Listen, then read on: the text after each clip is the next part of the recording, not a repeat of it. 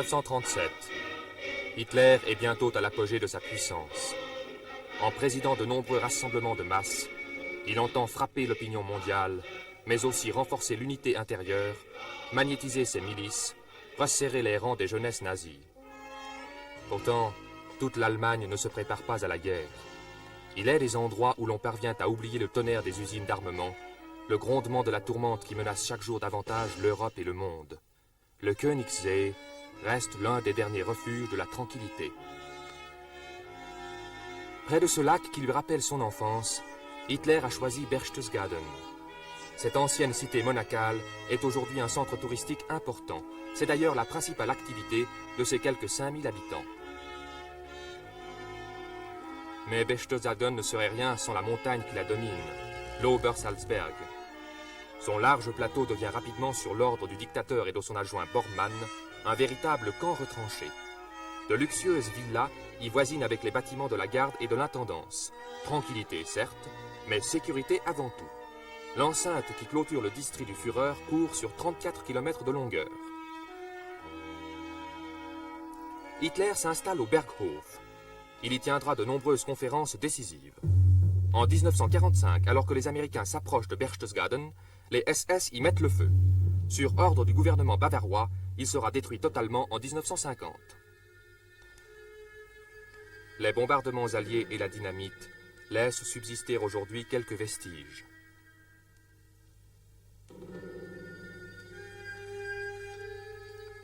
Casernement des services de sécurité qui, en sous-sol, abritaient un stand de tir, de même que la maison d'hôtes où Hitler et Bormann logeaient leurs invités de marque.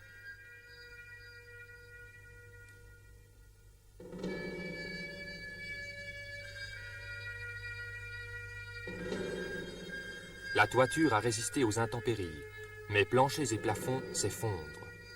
Cela ne suffit pas à retenir les curieux, dont le passage est marqué sur les murs par de nombreux graffitis.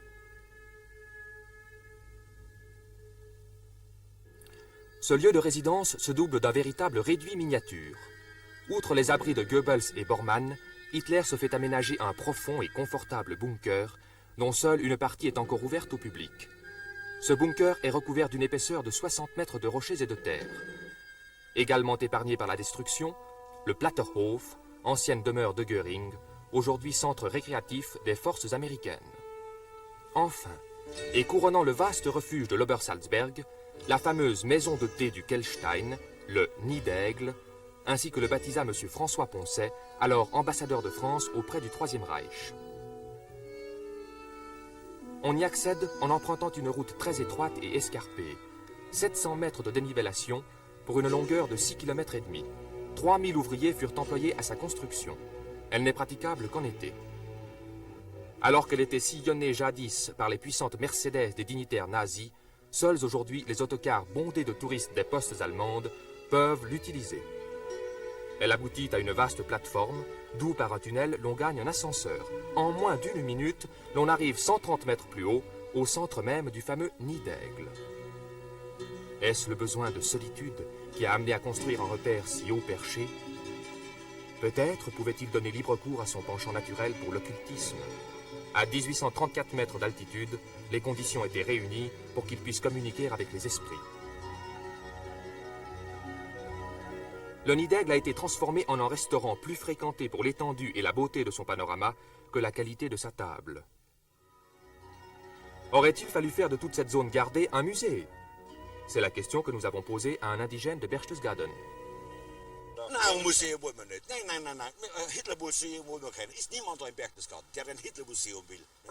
Il n'y a personne à Berchtesgaden qui désire consacrer un musée à Hitler. Les gens de Berchtesgaden sont mécontents parce que les Américains ont fait exploser le Berghof. Bien qu'on dise que ce sont les Bavarois qui l'ont fait, ce n'est pas vrai. C'est les Américains. Bayerische Politiker oder bayerische Staatsmänner haben es sprengen lassen. Das ist nicht wahr. Das haben die Amerikaner getan. Eben aus Wut, damals wegen der politischen Kundgebung 1 oder 2 Omnibus. Aber ein Museum wollen wir aus dem Obersalzberg auf keinen Fall machen. Wir wollen kein Mythos. Nous ne voulons pas faire un musée de l'Obersalzberg. Nous ne voulons pas en faire un mythe. Mais on ne peut pas non plus faire disparaître l'Obersalzberg. Il a existé avant Hitler. Ce que nous voulons faire avant tout, c'est développer le tourisme.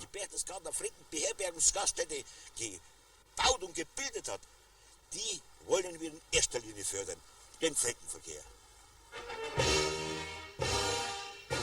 Le tourisme demeure bien la vocation première et la seule de l'Obersalzberg.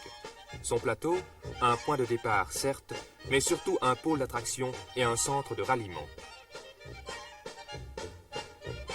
Toutes les langues s'y parlent, tous les types d'individus s'y rencontrent.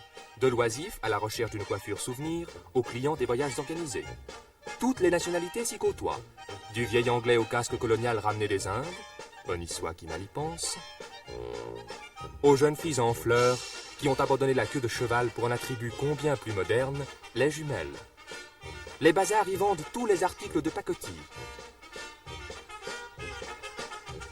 Lunettes, où le paysage est mieux que nature. Glace portative, pour familles nombreuses.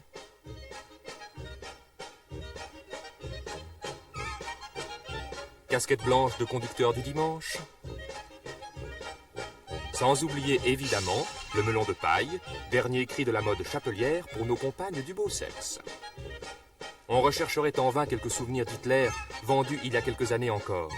Ils ont été systématiquement éliminés au profit de Sa Majesté l'Alpenstock. À l'Obersalzberg, il ne constitue pas une prosaïque industrie, mais bien un art, à telle enseigne que chacun, même les plus exigeants, trouve celui qui s'adapte à son galbe.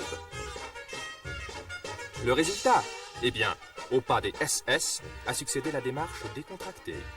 Leurs bottes de cuir bouillies ont été remplacées, oh quel progrès, par le short ou la culotte de cuir qui enfin sait mettre en évidence le mollet nu et musclé. Le bilboquet, un jeu révolu.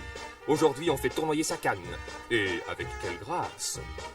Tant de nonchalance ne laisse-t-elle pas percevoir une certaine déception devant ce brutal coup d'éponge qu'on a infligé volontairement au passé? Hitler a toutefois conservé des émules.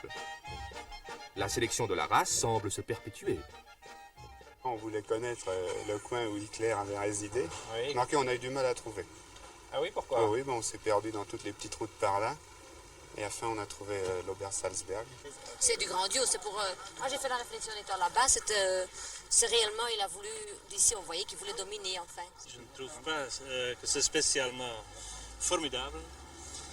J'ai l'impression qu'on aurait dû plutôt faire un musée. Plutôt un musée au lieu de faire ce restaurant où ça sent de la soupe et de saucisson à l'intérieur. Comme illustration des bons côtés ou des erreurs du régime? Oh, ça c'est plutôt des erreurs, mais enfin... Mégalomanie de dépenser 50 millions pour une pareille construction. Jamais personne normal ne construirait pareil bâtiment. Vous savez, j'ai vu des abris un peu partout. J'ai fait deux guerres, j'ai fait les guerres de 14 et les guerres de 39-40. Hein? C'est pas tellement différent de l'anima gymno, si vous voulez. Hein? Mais c'était plutôt conçu tout de même comme point de repli. Ah oui, d'accord, mais du reste, ça ne lui a pas servi parce qu'il est mort à Berlin. Oui, Hein? oui. Mais il avait tout de même l'intention de pouvoir continuer Ah, au exactement, besoin. oui, mais c'était un fou. Hein? Un fou, et d'après les tuyaux que j'ai, d'après les bouquins que j'ai lus sur ces docteurs, c'était un fou d'origine syphilitique. Mon opinion est qu'on aurait tout dû faire exploser, au lieu d'en faire une exploitation commerciale. C'est la première fois que je suis ici. Nous ne sommes pas venus pour des raisons politiques, mais uniquement pour admirer le paysage, comme tous les autres touristes.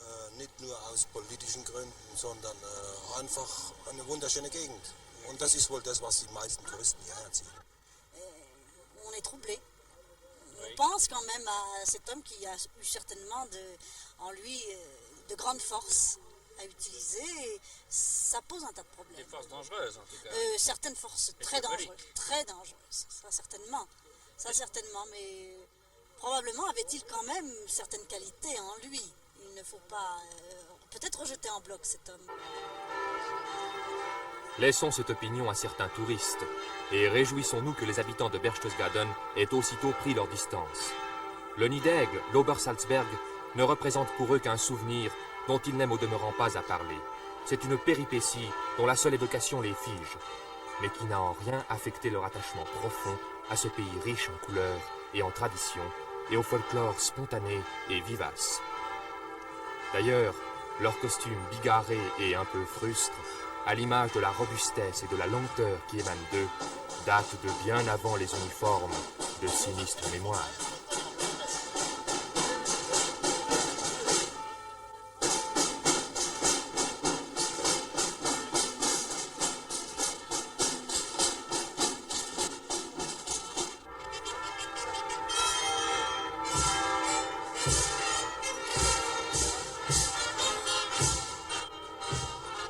Mais quel que soit le titre auquel les Berchtesgadener sont entrés bien malgré eux dans l'histoire, ils conservent résolument les pieds sur terre.